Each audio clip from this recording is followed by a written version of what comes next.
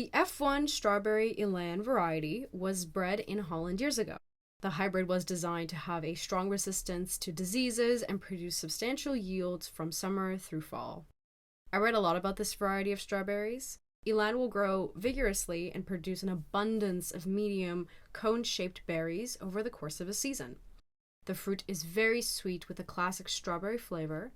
They produce fruit in the first year, starting in midsummer, and they fruit well into the fall.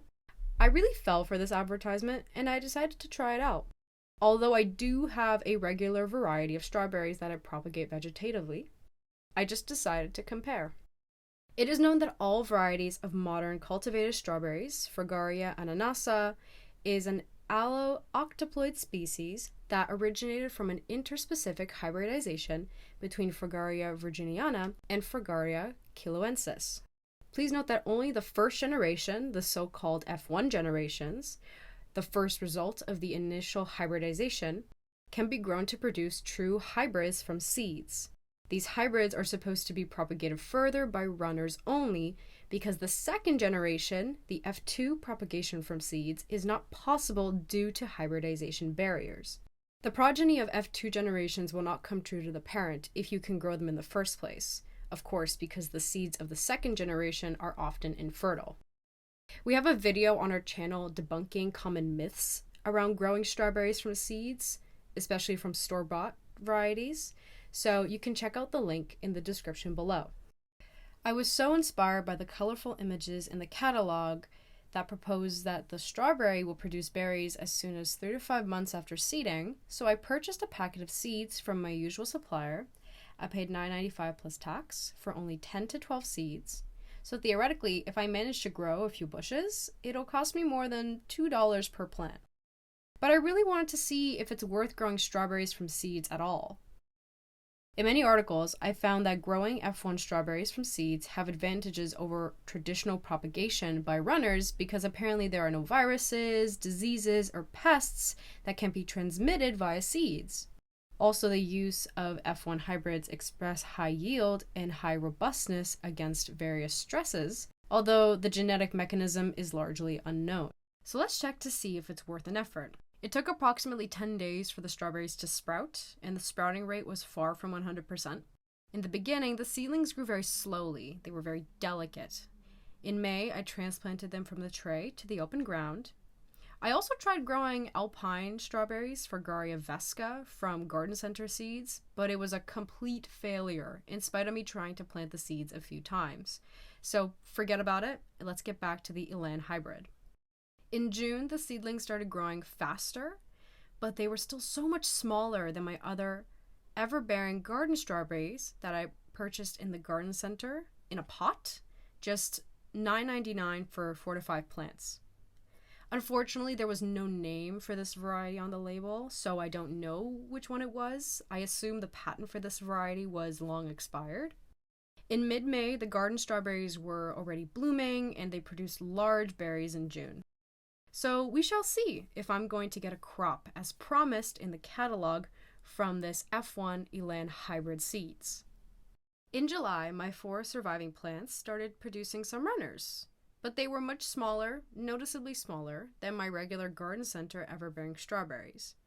By the end of July, I finally saw just a couple of flowering spikes with just fewer flowers. It was really exciting when in August, I could finally try a few berries from my 4 surviving Elan plants. Would you call it a crop? Would you? Really?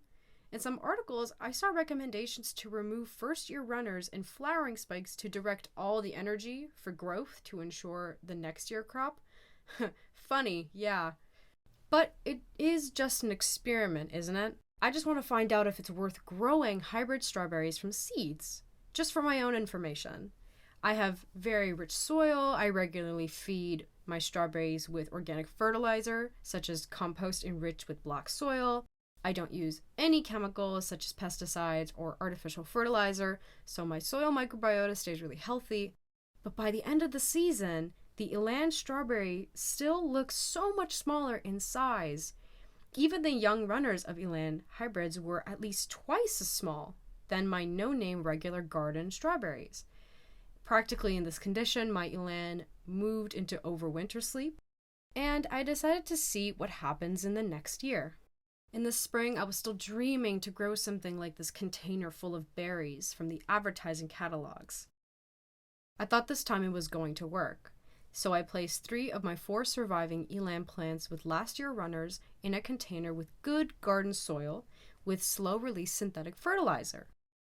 I also left 1 eland plant with runners in the open ground as a control group. You can see and compare the eland blooms with my regular garden no-name strawberry blooms. The size of eland's leaves and flowers and the amount of flowering spikes were still insufficient in comparison to my regular garden strawberries. It is June now, and you can see how many berries my regular no-name ever-bearing strawberries made and how many the eland hybrid has. Unfortunately, the control eland plant that I left in the open ground has the same outcome, so it's not a fault in the growing method or the container in which you could grow them. I don't want to make any conclusions about whether it's really worth the effort to grow strawberries from seeds. Maybe eland will produce more berries in the 3rd year. Maybe eland will produce more smaller berries more often. You can definitely try it out for yourself and tell me if I'm doing something wrong. Maybe I'm not being patient enough, or maybe the images in the catalog were just Photoshop, and these types of modified strawberries should be grown in modern greenhouses with special care. Maybe I should just continue trying harder. I don't know. You tell me.